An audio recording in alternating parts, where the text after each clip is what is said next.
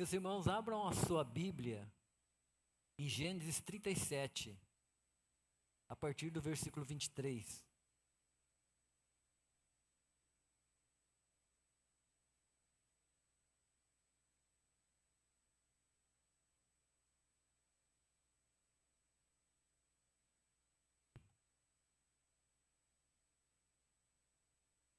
Diz o texto sagrado, a partir do versículo 23. Chegando José, seus irmãos lhe arrancaram a túnica longa, agarraram-no e o jogaram no poço que estava vazio e sem água. E ao se assentarem para comer, viram ao longe uma caravana de ismaelitas que vinha de Gileade. Seus camelos estavam carregados de especiarias, bálsamo e mirra, que levavam para o Egito.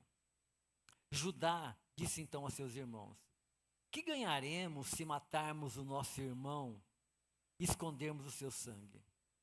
Vamos vendê-lo aos ismaelitas, não tocaremos nele, afinal é nosso irmão, é nosso próprio sangue. E seus irmãos concordaram. Quando os mercadores de Midian se aproximaram, seus irmãos tiraram José do poço e o venderam por 20 peças de prata aos ismaelitas, que o levaram para o Egito. Amém.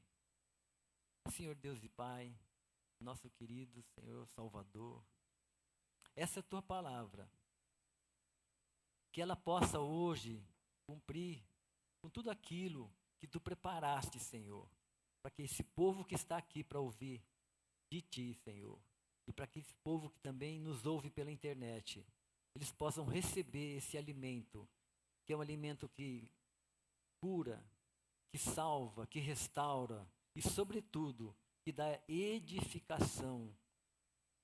Em nome de Jesus, Pai amado, que tudo isso possa se processar.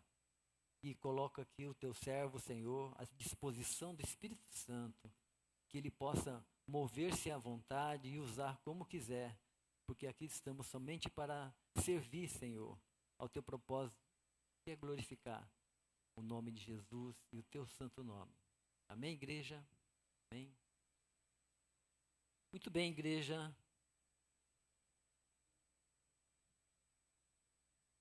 Nós estamos numa série de mensagens chamado A Saúde da Igreja, né? E nessa série, na terceira série dessa grande série, nós estamos agora na saúde emocional da família.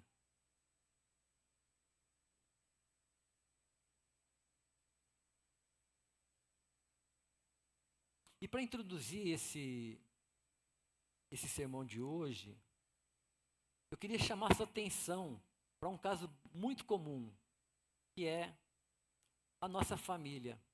A nossa família, uma família comum, uma família que procura manter-se coesa, sempre que possível, comem junto quando é possível, sorriem para as fotos, participam de celebrações, mas às vezes, dentro de alguma dessas casas, existe alguém,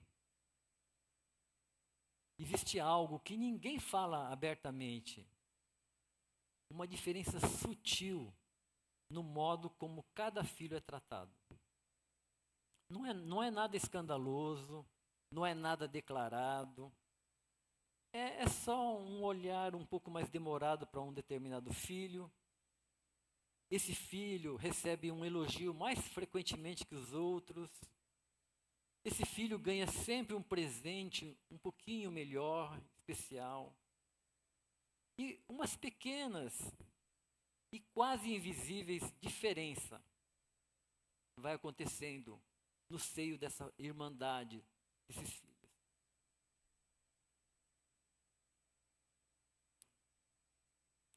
Isso daí, meus irmãos, começa a criar um incômodo no coração dos outros irmãos. Essas comparações, começa a haver ressentimento. E quando o ressentimento não é tratado, ele se transforma em hostilidade. É uma hostilidade silenciosa. Até que um dia, Alguma coisa bem simples é a gota d'água. Essa gota d'água, ela pode ser chamada de várias formas. Lá na psicologia, ela diz assim que houve uma percepção de injustiça afetiva. Lá na antropologia, ela fala assim que houve uma assimetria de status afetivo. E a Bíblia diz claramente, inveja. E a inveja, meus irmãos, tudo isso que nós falamos, isso pode se resumir na inveja, é algo que pode conduzir até a morte. Esse é o cenário que encontramos na família de Jacó. E o protagonista desse sermão aqui é o José. A história do José, ela não começa lá no Egito, como governador, como vice-rei lá do faraó. Ela começou dentro de casa, uma casa comum como a nossa, com um pai que amou demais ele, mas amou demais ele e amou de menos os outros irmãos. Não dividiu, o que eles falam de equidade, né? Não houve uma porção de amor igual para todo mundo. E isso fez a grande diferença. Os outros irmãos sentiram, mas não falavam. As feridas começaram a aparecer e foram crescendo silenciosamente.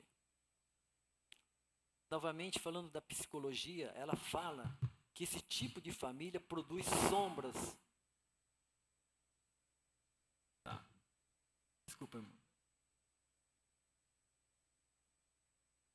Tá. A psicologia, ela diz que famílias com esse perfil, elas produzem sombras emocionais.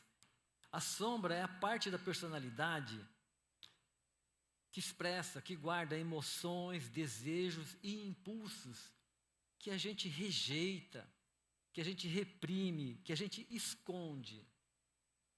É algo que é inaceitável, incompatível com a imagem que você quer projetar para o mundo. Essa é a parte da sua personalidade chamada sombra. Família que está com uma disfunção afetiva, emocional, como a série que a gente está tratando, ela carrega esse tipo de sombra emocional. E quando a gente abre a palavra em Gênesis 37, a partir do verso 23, nós vemos o momento exato em que toda a tensão que está acumulada explode.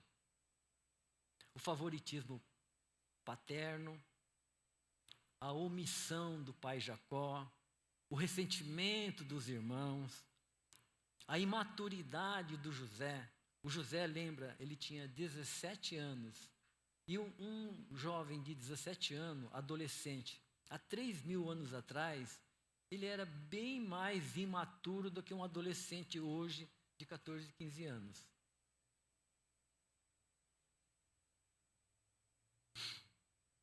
Todos esses fatores levam para um episódio bem sombrio dentro das narrativas bíblicas. Então, meus irmãos, eu convido você a manter a tua Bíblia aberta em Gênesis 37, para aprender um pouco mais como é que o mal tenta destruir o propósito de Deus na vida de cada um de nós. E como é que Deus transforma esse mal em instrumento de redenção.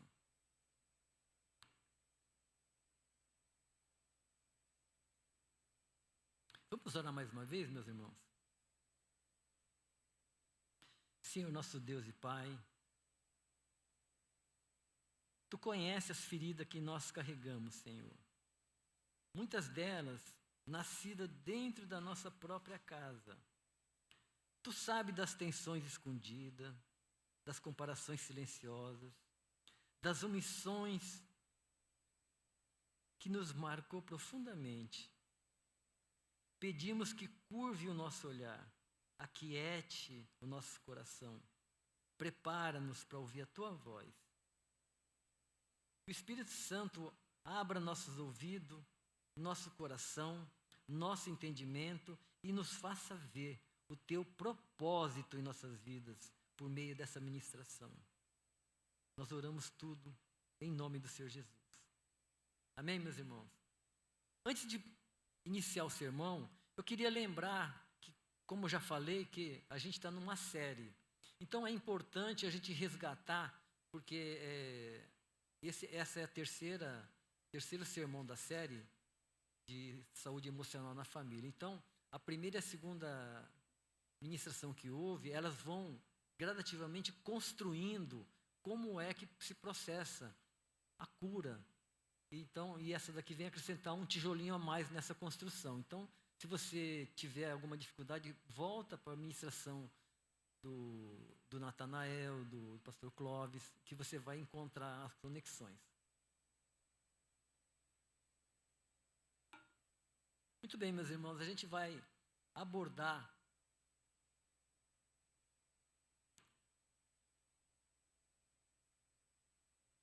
essa ministração por meio de 5 tópicos. Né? O tema que a gente extraiu dessa perícope que nós vamos estudar é a túnica, o coração e a soberania de Deus.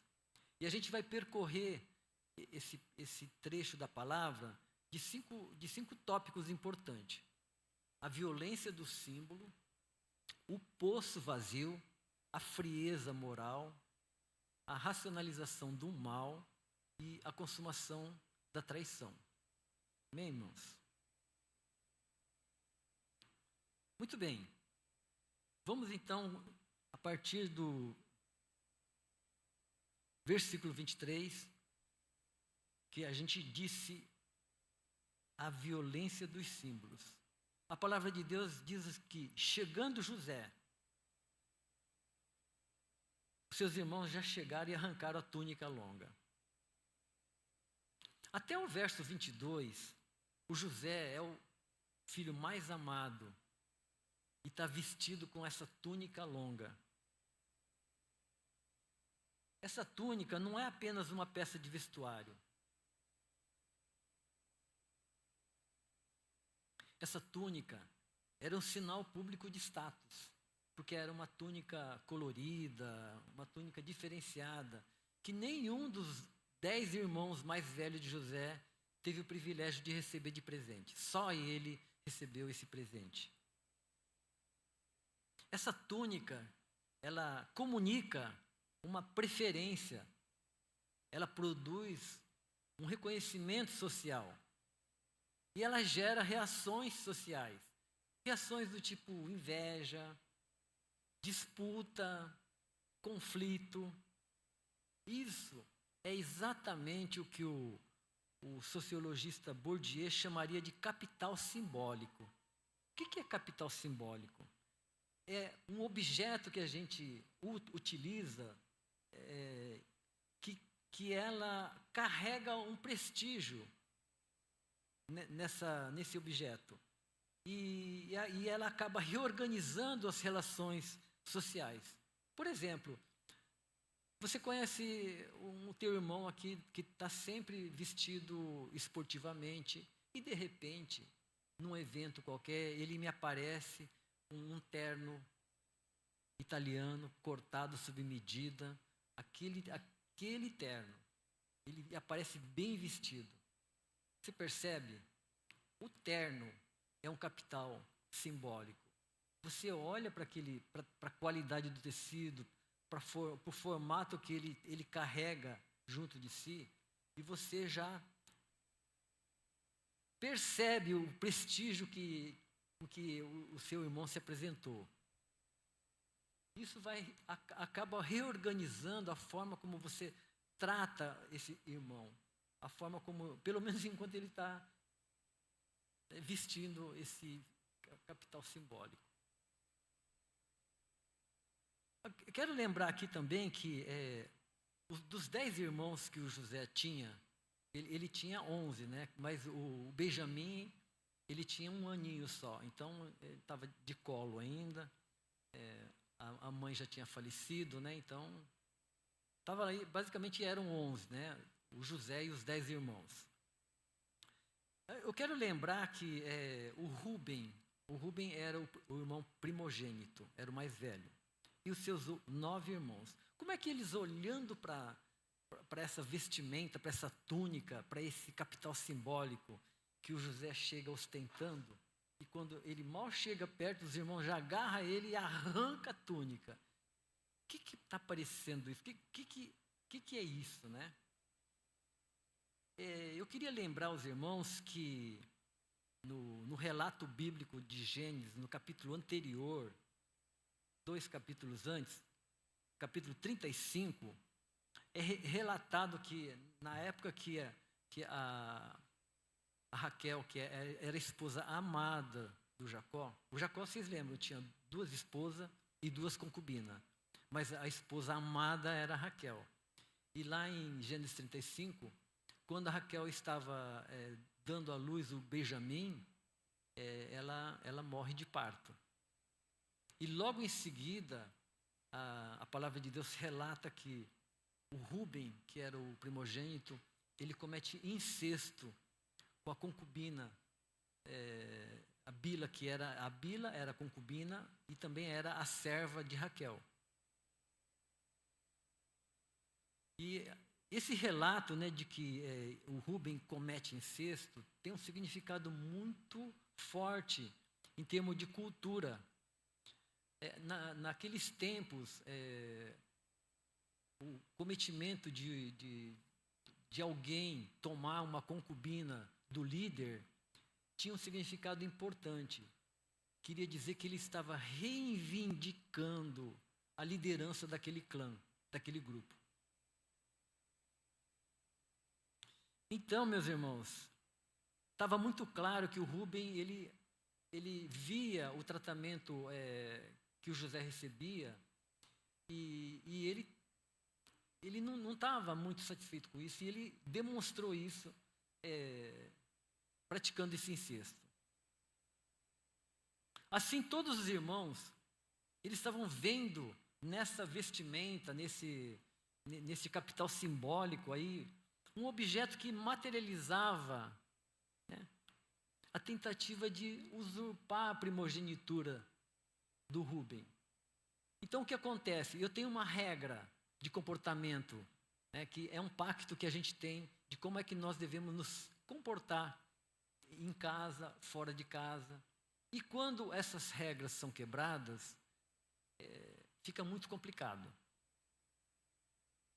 Então, a pessoa que estava portando esse objeto simbólico aí, a túnica, os irmãos, não é que eles odiaram a túnica, eles odiaram o que ela significava.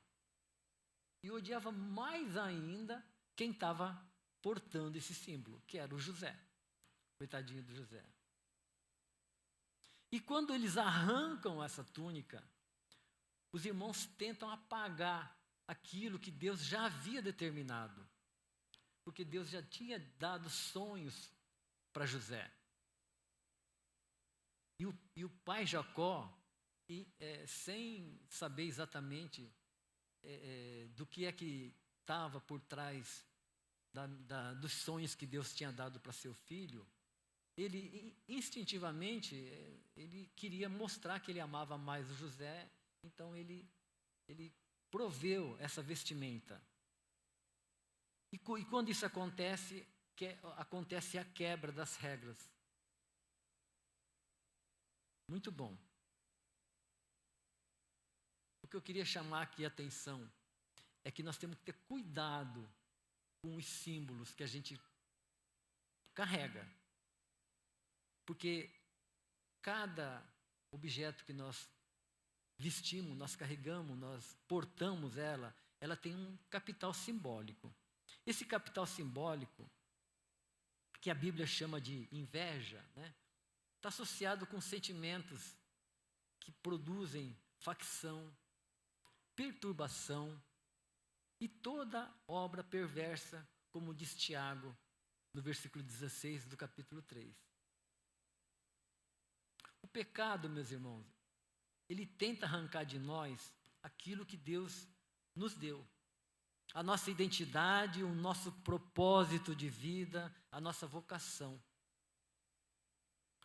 Deus deu sonho para José, que era o símbolo, era a forma como Deus se comunicava. E a túnica era o símbolo que Jacó escolheu.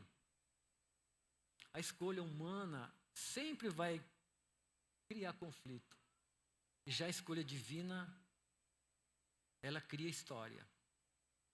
Faz com que a história siga adiante. E nós então, meus irmãos, nós temos que ter cuidado com o uso de símbolo. Porque eles podem transformar-se em violência, em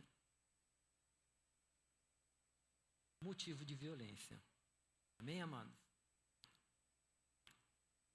No tópico 2,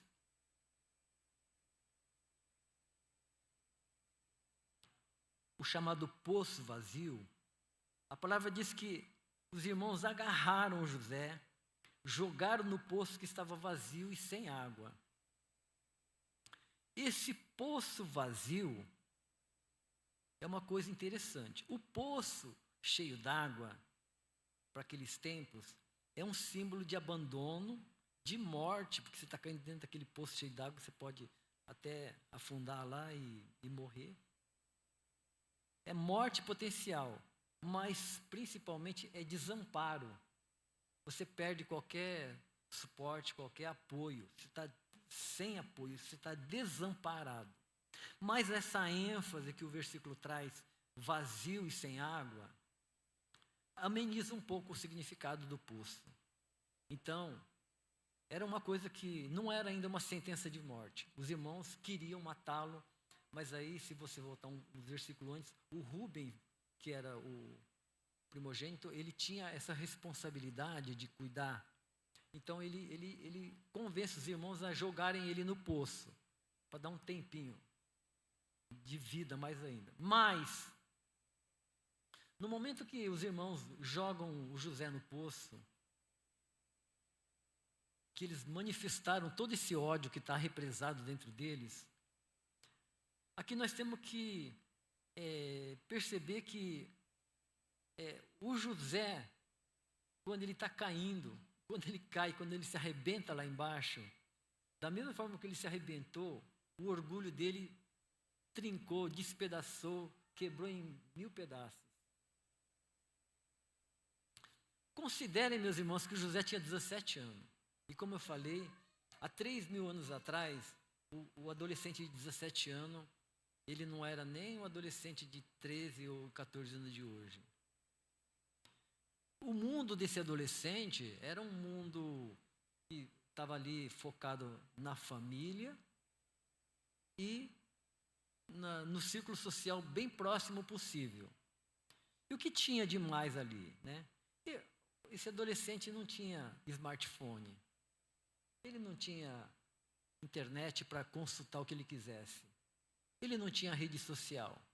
O que ele tinha era o pai e a mãe, né, as concubinas do pai, os irmãos. Mas os irmãos, no que já foi pregado anteriormente, os irmãos não gostavam do José, porque o José, ele falava mal dos irmãos. Ele já, falando mal dos irmãos, ele quebra, né, o pacto social que tem ali, né, no seio da família. Você tem que respeitar, tem um código de comportamento que tem que existir entre eles. O fato dele ser um dedo duro, ele quebra essa ética familiar. Então, esse José, sem grandes condições, somente com o apoio do pai, o que ele pode ter, né? A única coisa que ele pode ter são sonhos e a conversa com o pai. Olha só a diferença, né?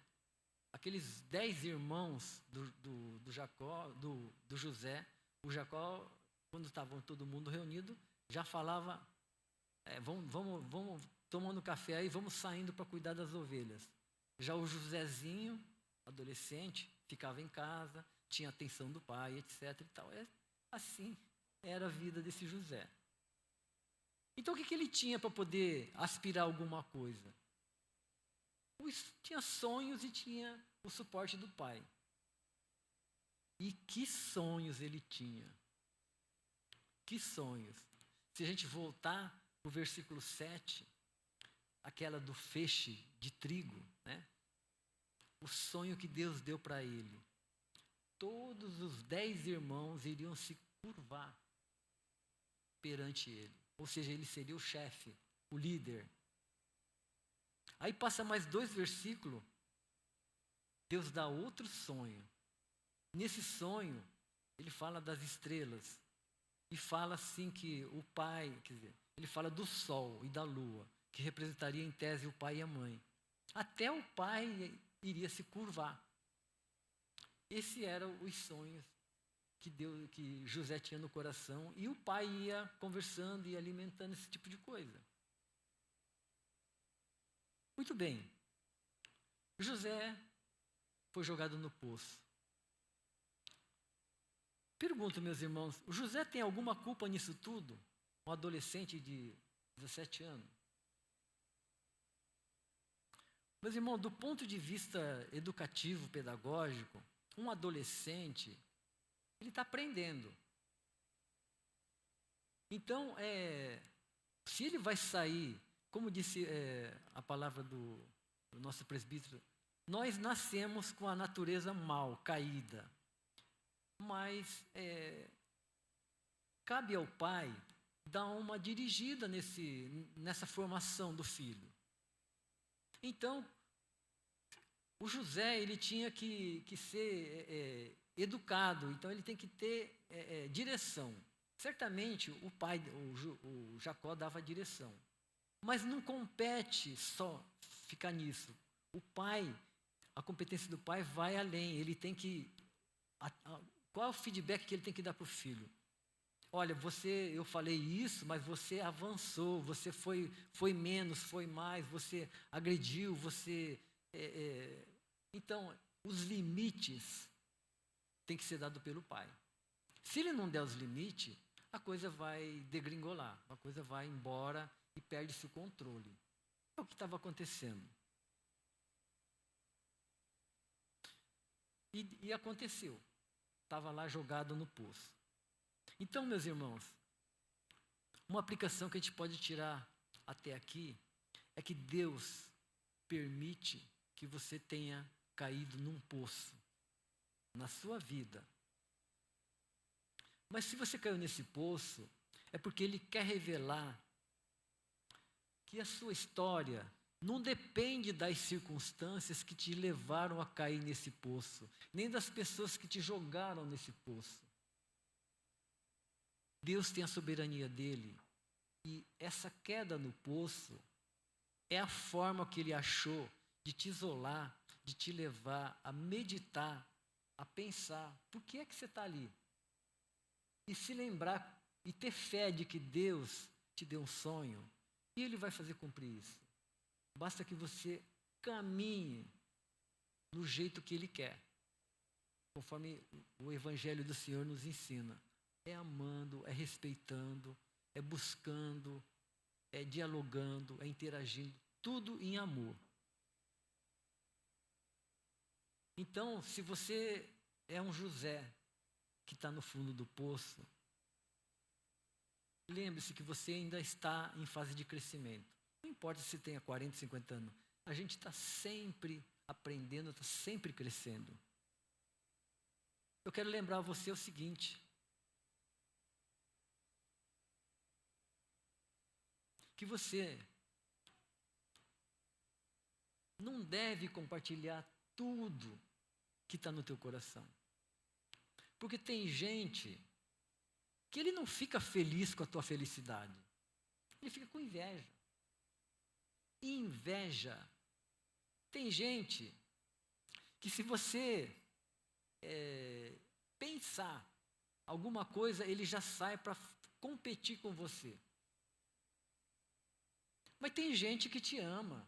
E o que você contar, ele vai te apoiar, vai ajudar, vai repensar, vai discutir, vai dar opções.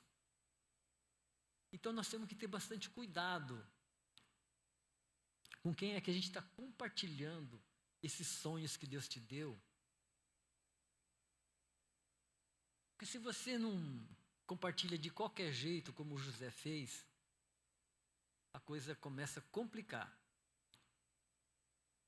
Bom, caminhando, né? Caminhando para o tópico 3, a frieza moral. No versículo 25 diz que eles se assentaram. Ao se assentarem para comer, os 10 irmãos do José, eles viram ao longe uma caravana de ismaelita que vinha de Gileade. Os camelos carregados de especiaria, mercadoria, mirra, incenso, que eles iriam comercializar no Egito. Egito, porque Egito era a Meca, né? A Meca era o centro do mundo naquele tempo, a capital do império. Mas antes disso, eu quero lembrar uma coisa. Lá em Gênesis 42, 21, quando os 10 irmãos estão de frente do governador, que é José, mas eles ainda não sabem que é o irmão deles, eles estão ali comprando aquele trigo, né, para levar porque está todo mundo sem comida, sem nada. Está no 2º ano de seca. Quando eles estavam ali discutindo sobre a compra da comida, e o governador estava exigindo que eles possivelmente eram espiões, e que eles deveriam trazer o Benjamim, o caçula, para provar que eles não eram espiões, ou então que eles ia deixar um dos irmãos de prisioneiro. Lembra dessa passagem? Então, lá no versículo 21, eles estão conversando. Eles se lembraram e disseram uns aos outros: na verdade, somos culpados acerca do nosso irmão, pois vimos a angústia da sua alma quando nos rogava. Nós, porém, não ouvimos, e por isso vem sobre nós esta angústia. No versículo 22 diz: e Rúben, que era o mais velho, ele respondeu dizendo: eu não vou dizia eu, não pequeis contra o moço, mas não ouviste, e vedes, até aqui o seu sangue também é requerido.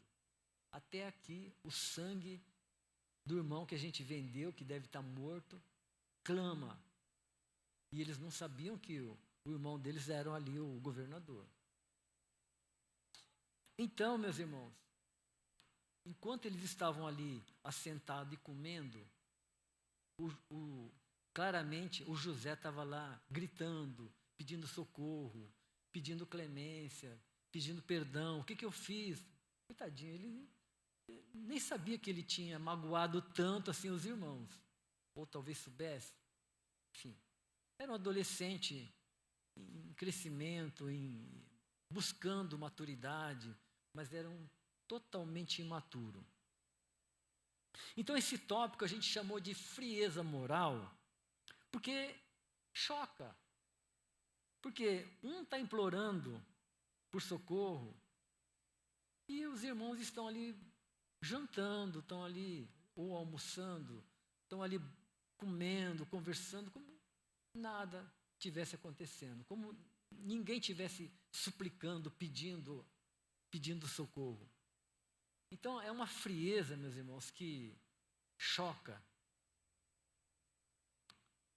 Romanos 1, no versículo 30, ele relata que as pessoas que desobedecem aos pais, elas são insensatos, desleais, não têm amor pela família e são implacáveis. É exatamente isso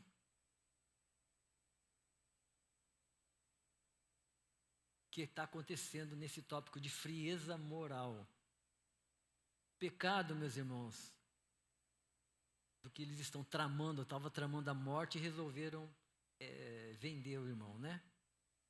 Esse pecado, esse planejamento, é uma coisa que mostra a falta de humanidade que chegou o conflito entre os irmãos. Essa indiferença pelo clamor do que está ali sofrendo é o sinal mais profundo desse desajuste da saúde emocional na família. Estou nem aí. E vamos lá, vamos comer que a gente ganha mais. Deixa o sonhador gritar lá. Então, meus irmãos, como aplicação que fica para nós desse versículo, é que a gente tem que tomar cuidado, porque às vezes a gente está celebrando, está comemorando, está fazendo um monte de coisa. E tem gente desamparado, clamando por socorro, e a gente não está prestando a mínima atenção. Ou se está ouvindo, não é comigo. Esse tipo de frieza moral é um grande complicador, que se você não cuida disso, dentro de casa, fora de casa, não importa onde, a partir do momento que a gente entendeu que nós somos todos irmãos em Cristo, é uma grande família, a gente tem que estar cuidando disso. Tem que estar preocupado com isso. Porque o pecado, ele tira a humanidade do ser humano.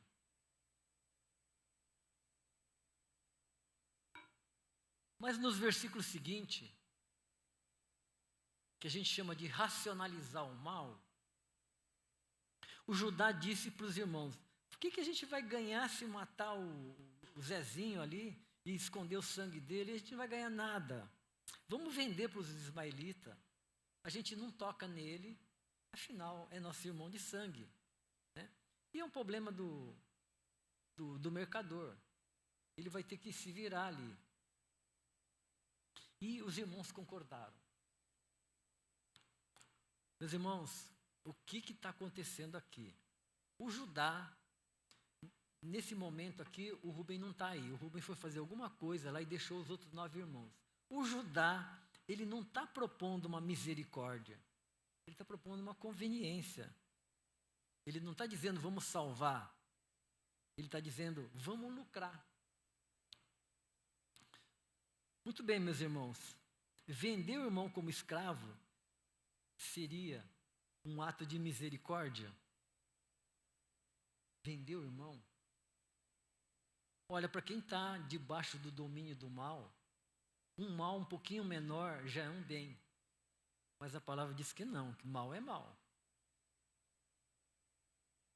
Então, não é um ato de misericórdia. É um lucro inesperado. Racionalizar o mal é buscar aliviar o peso na consciência. Então, a primeira lição que a gente tira daqui é que quando a saúde emocional da família está em declínio, as pessoas deixam de ser vistas como um membro da família. Ela passa a ser vista como um problema que tem que ser resolvido. Alguma coisa que está incomodando, que tem que ser resolvido, que tem que ser talvez até descartado. Porque um ambiente saudável, o amor tem que ser incondicional e tem que ser distribuído igualmente para todos os filhos. Então, imagina o que acontece nesse negócio de utilitarismo. Já pensou? O pai virar para os filhos e falar assim: produziu o que tem que produzir, bateu a tua meta? Está dando muito trabalho, tem que estar menos trabalho. Então todo mundo vai querer atingir as expectativas do pai. Mas cadê o amor nisso tudo? Né?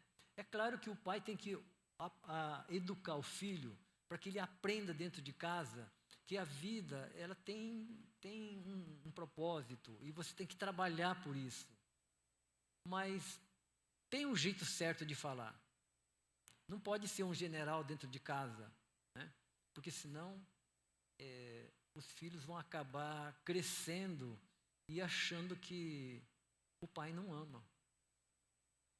Quem ama é só a mãe. O pai não ama porque o pai só exige, porque o pai só cobra. Que quando eu tenho alguma coisa para comemorar, que eu passei de ano, que eu arrumei uma namorada, no caso do adolescente, né? O pai não está ali. O pai só está ali firme, sério, cobrando metas, né? Isso é uma característica dos pais que têm que trabalhar muito, gasta muito tempo deslocando. Enfim, eu não estou querendo justificar, mas se tem algum pai Jacó aqui que está nessa situação, sinal de alerta ligado. Teu filho, ele quer aprender sim a seguir regras, mas ele quer também que você sente com ele, da mesma forma como você senta com o Zezinho, que é o caçulinha, ele quer que você senta com ele e troque ideia. Onde é que eu estou indo? Estou indo bem, pai? Me dá um feedback, bate nas minhas costas se eu estiver certo, puxa minha orelha se eu estiver errado, mas fala comigo. Mas fala sem cobrar, mas fala sem ser um gerentão, sem ser um general, um sargento. Fala com amor. Uma segunda lição que a gente pode tirar daqui é que família que está com saúde emocional debilitada, o grupo se une para proteger o próprio comportamento disfuncional. Eles criam um bode expiatório. Sabe o que é bode expiatório? Bode expiatório é aquele que vai pagar pelo problema. Lembra do Isaac? O Isaac não foi sacrificado. Foi um bode expiatório que foi sacrificado no lugar dele. O bode expiatório, meus irmãos, é o descarte de alguma coisa que não tem significado, não tem importância nenhuma, pode ser descartado. Quem que era o bode expiatório aqui? José. José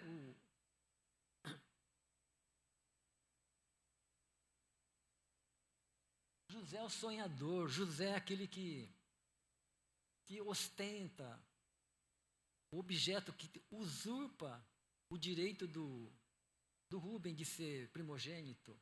E quando ele faz isso, ele está quebrando todas as regras estabelecidas no seio da família.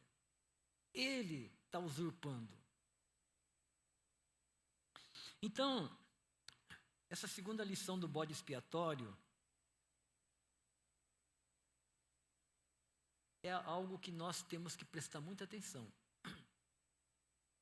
Porque, de repente, você está sendo bode expiatório. E quando isso acontece, meus irmãos, não tem coisa pior. Eu sou o descartável. Eu sou o desamparado total. Tem uma terceira lição aqui, que é a família que está debilitada emocionalmente, ela busca atalho para resolver os problemas. E buscar atalho não contribui para a cura, a menos que seja um remédio potente, né? Como uma benzetacil quando você está gripado. Mas o que eles estão fazendo ali, eles estão contribuindo para perpetuar uma doença, a cura da doença. Eles vendendo José, eles descartaram aquele objeto incômodo, né? E pronto, não é mais problema nosso. Cura da saúde emocional começa quando o bode expiatório passa a ser tratado como gente. Passa a ser tratado com dignidade, com cuidado, com conversa, com entendimento, discutindo por quê, qual é o desentendimento que está havendo. E não como um estorvo que tem que ser descartado. Aqui a gente tem que lembrar 2 alertas que a palavra nos traz. Em Provérbio 14, 12, ele diz assim que há caminho que parece certo para o homem, mas que no final conduz à morte. Isaías 5, 20 diz que ai daqueles que ao mal chamam bem e ao bem chamam mal, que fazem da escuridão luz e da luz escuridão. Inverte. Que fazem do amargo doce e do doce amargo. Aqueles que estão sob o domínio do mal, para eles é tudo invertido. O que eles estão fazendo? Eles estão tentando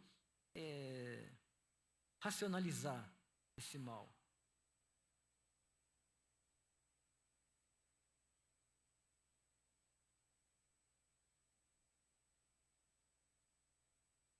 Meus irmãos, caminhando para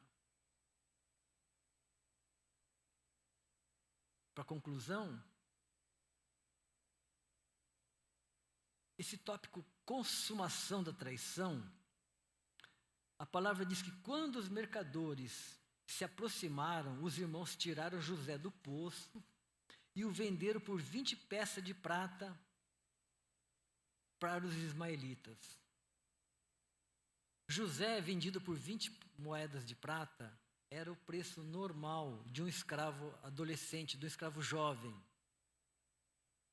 Era um baita de um montante. Mas esse ato maligno, né, ele vai se tornar o início do plano de Deus para salvar uma nação inteira. E aqui, a disfunção emocional leva a uma ação concreta que não tem mais volta. Tá, vendi, agora é meu. Quer dizer, vendi, não é mais nosso irmão. E eles não tinham o direito de vender porque eles não eram dono, era irmão. Mas vendeu, não tem mais jeito. Como é que será que o José se sentiu?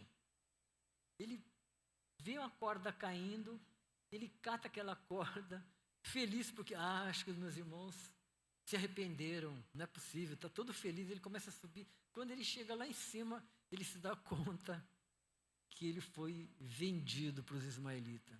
Ele é amarrado, ele é puxado como uma mula, caminha no deserto e vai ser levado escravo.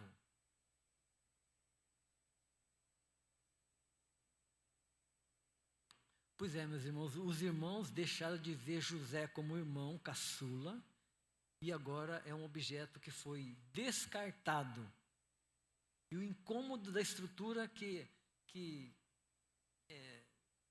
quebrava todas as regras que a gente conhecia, de primogenitura, depois do Rubem, se o Rubem morrer, aí vai ser o Simeão, depois do Simeão vai ser Levi, depois se Levi morrer vai ser o Judá. Toda essa expectativa de sucessão, né, foi restaurada. Por quê? Porque o incômodo foi descartado. Mas, meus irmãos, mais e mais e mais, o preço da traição é alto. E a cobrança vem.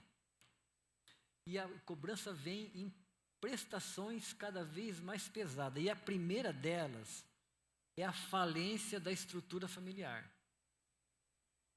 A estrutura, pai, os filhos ali todos juntos, que tinham um código de ética, um código de comportamento, que já tinha sido fraturado pelo comportamento do pai, que dava preferência, que eles tentaram restaurar por meio do descarte do incômodo.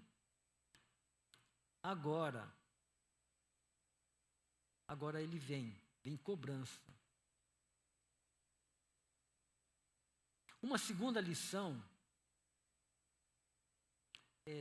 voltando à primeira lição ainda, é que se a gente olhar para a estrutura da Bíblia, nós estamos no capítulo 37, se você virar a página e for para 38, você vai ver ali que a história muda de rumo. A palavra começa a falar de Judá. Que Judá saiu do seio da família, que ele foi embora, que ele casa com uma medianita, que ele tem 3 filhos, e 2 filhos acabam morrendo por conta do casamento, e aí a nora dele, tem a história comprida do Judá.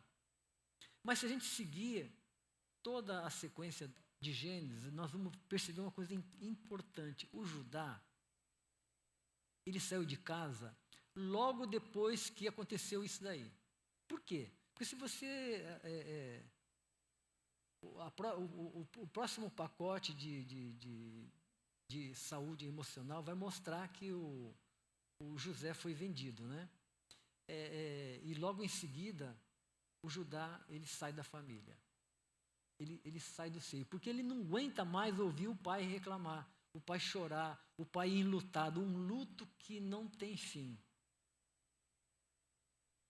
Aí o Judá não aguenta mais, ele pega e fala, percebe, essa desestruturação, essa primeira parcela da dívida, da traição, é que esses 10 irmãos, eles acabaram ficando cativos no seio da família. Eles estavam presos ali, eles tinham que todo dia olhar para a cara do pai, o pai de luto. E a culpa, o Zé nem está morto, eu acho que ele deve estar vivo, mas ele deve estar ralando como escravo lá no Egito. Mas ele não está morto, e tinha que estar lá, sobrevivendo. E se a gente for até o fim, o Judá volta para a família somente no 2º ano de seca. Isso dá aproximadamente 22 anos. O Judá fica 22 anos fora de casa, pensando, por que ele fez isso? Esses 22 anos que ele fica amargando. Essa daí é a parcela que coube a Judá pagar. Agora imagina os outros 9 irmãos que ficavam todo dia, durante esses 22 anos, olhando para a cara do papai Jacó, vendo ele sofrer e não poder falar a verdade. Essa é a primeira parcela. Uma segunda lição que a gente pode tirar é que houve uma delegação de crueldade. Eles podiam ter matado José, que eles queriam fazer isso, mas eles delegaram. Não, deixa que ele se mate sozinho. Quem que vai matar? Não sei, não quero nem saber.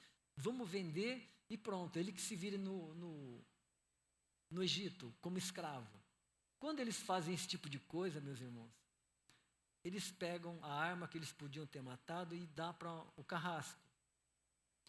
E isso não isenta quem deu a arma, porque ele participou ativamente desse processo de eliminação do descarte.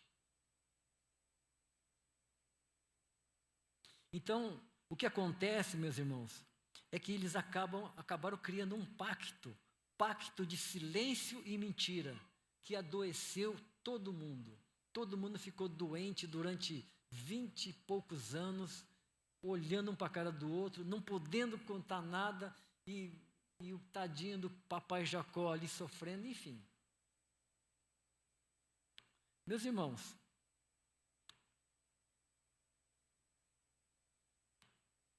partindo para a conclusão,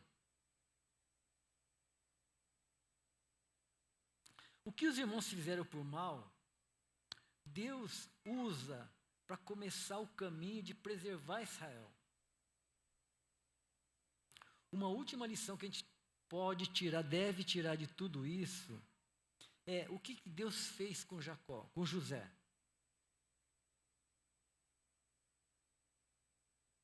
Olha só, o José, ele prefigura o Senhor Jesus, o Cristo. Olha só, ele foi traído, vendido e humilhado. E depois ele se torna instrumento de salvação. O Senhor Jesus foi traído pela nata dos irmãos ali, os sacerdotes todos. José foi traído pelos irmãos. O Senhor Jesus foi vendido por 30 moedas de prata. José foi vendido por 20 moedas de prata. O Senhor Jesus foi humilhado, apanhou, teve todo aquele processo que a gente já falou. E o José? O José chegou no Egito com 17 anos. Até os 30 anos, quando ele é promovido a governador do Egito, se passaram 13 anos. Nesses 13 anos, ele foi humilhado, ele foi tratado mal, ele foi preso, ele cuidou da cadeia, ele foi totalmente humilhado.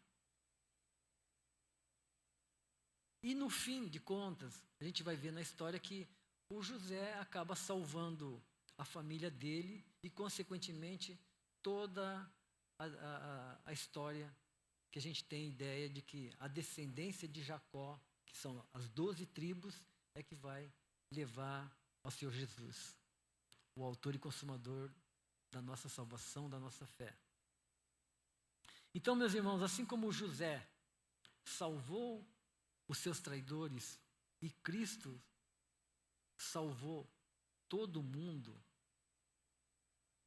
Cristo foi um pouco pior, porque ele teve que ser crucificado e morrer. José não, ele foi poupado. Então, para você que está se sentindo esquecido no fundo do poço, você que está se sentindo bode expiatório, você que está se sentindo incômodo, que precisa de ser removido, descartado, você que está totalmente desamparado, lembre-se que Deus já te deu um sonho, te deu um propósito de vida. Esse fundo do poço que você está aqui agora é um momento que você está aprendendo, está meditando e está resgatando, e deve nesse momento resgatar que o Senhor Jesus, Ele está por trás de tudo isso. Por meio dele é que nós temos todo esse acesso à salvação, à cura, à libertação e a entender que Deus é o nosso Pai e Ele tem um propósito maravilhoso para você. E esse poço é uma passagem que vai mudar a tua vida. Aproveite esse momento, medite e cresça no Senhor. Amém? Vamos orar, meus irmãos?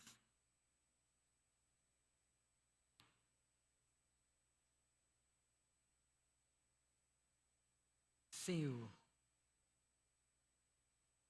certamente, ó Deus, nessa caminhada que nós temos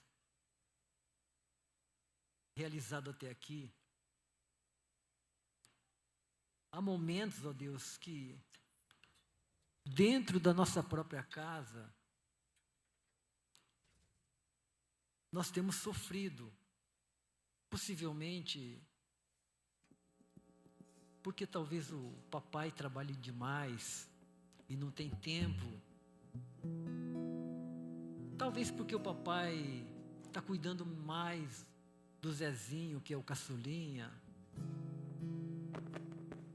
Talvez porque ele foi criado dessa maneira. E a frieza, a forma dele tratar a gente como um sargento do exército, ou como um gerente que exige metas e está sempre friamente cobrando isso. Talvez ele tenha aprendido que deve ser assim. Talvez os teus irmãos, eles tenham se juntado, tenham realizado um pacto entre eles e tenham te isolado, porque não conhece a salvação, o amor de Deus, o evangelho do Senhor que cura, que liberta. Talvez, meus irmãos, você esteja em fase de crescimento e ainda não entendeu que nós precisamos e devemos passar pelos desertos da vida, pelos poços da vida, que é onde exatamente nós temos tempo para poder meditar, para poder entender o verdadeiro propósito de Deus na nossa vida, para saber que Deus é um Pai amoroso, que Ele tem amor incondicional para todos. E que pela graça do Senhor Jesus, todos nós temos condição de reivindicar essa cura que há no nome do Senhor Jesus. E certamente o Espírito Santo vai realizar grandes obras na tua vida. Que essa mensagem possa aliviar o teu coração, possa resgatar você desse poço. E para aqueles que foram provocadores desse poço, que o Senhor Jesus, Ele está intercedendo junto ao Pai. Ele sabe da natureza pecaminosa de cada um de nós. Ele intercede. Basta que você peça o teu perdão. Basta que você se arrependa genuinamente. Basta que você declare o nome do Senhor Jesus como seu único e suficiente Salvador. Basta saber que o Senhor Jesus, Ele pode fazer tudo isso. E se você é um papai Jacó,